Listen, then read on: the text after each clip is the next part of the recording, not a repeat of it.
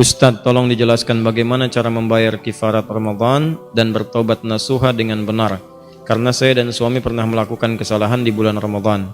Dan bagaimana hukumnya karena saya belum bisa membayar kafarat tahun lalu, sedangkan Ramadan akan tiba. Mohon pencerahannya. Taib. Saya belum tahu sepenuhnya apa kesalahan yang Anda perbuat dengan suami, sehingga saya khawatir menduga-duga, dan menduga-duga itu tidak baik. Ya, kesalahannya apa? Nah, khawatirnya nanti saya duga kesalahan suami istri berhubungan misalnya di siang hari, atau ada kesalahan yang lain, atau ada utang piutang. Sebaiknya diperjelas dulu.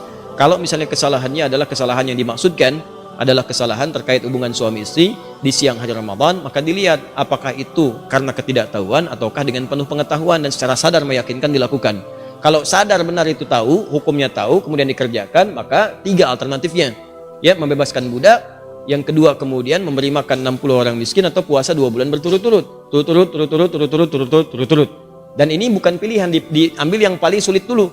Karena pernah ada seorang, kalau kita raja lah ya, ini kisah nyata juga, seorang raja tahu 3 hukum ini, tahu dia.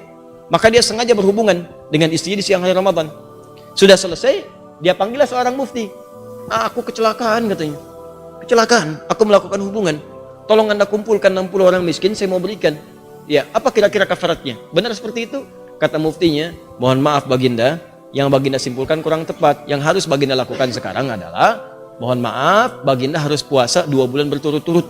Kalau batal, ulangi lagi. Oh, kan hadisnya nggak seperti itu. Memang hadisnya mengatakan 3 pilihan, tapi pilihan itu sesuai dengan kadar yang ditetapkan bagi pelakunya. Kalau Baginda kemudian menyimpulkan membebaskan seorang budak atau memberi makan 60 miskin, maka semua raja akan berlaku demikian. Karena dia punya kemampuan. Enak aja siang-siang berhubungan, habis itu kumpulin orang miskin, kasih. Ya, maka akan seenaknya syariat dipermainkan seperti itu. Paham ya? Baik, maka dari 3 pilihan ini ada misalnya terjadi di zaman Nabi juga. Membebaskan budak nggak punya kemampuan. Setelah itu, ya Rasulullah, apa yang harus kulakukan? Puasa 2 bulan berturut-turut. Ya Allah, ya Rasulullah, aku nggak punya kemampuan untuk itu, fisikku lemah.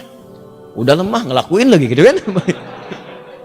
Ya Rasulullah, nggak bisa aku. Ya sudah, kalau begitu berikan 60 yang fakir miskin.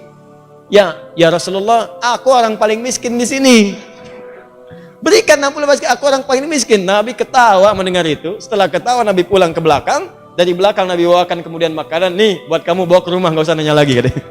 Nih, bawa ke rumah. Jadi, kalau memang itu yang terjadi, kemudian coba lihat. Pertama bertobat dulu kepada Allah. Bertobat.